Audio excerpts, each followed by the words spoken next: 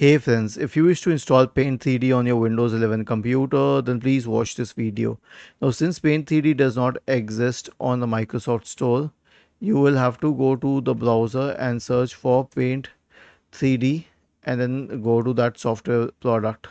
Okay, and then you can either download it from Softonic, or you can also check the if the resource is available online, or I would suggest that just download it from any third party software, I mean third party website like Neowin and or Softonic, because it has been delimited and that's why you won't find this option easily. Okay, so you can download this file.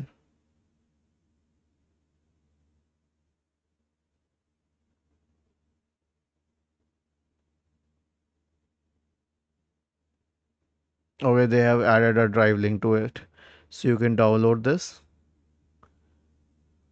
and you can install it on your system. Was this helpful? If yes, then please subscribe to the channel. If not, then let us know in the comment section of the video on how we could help you further. Thank you for watching this video and have a nice day.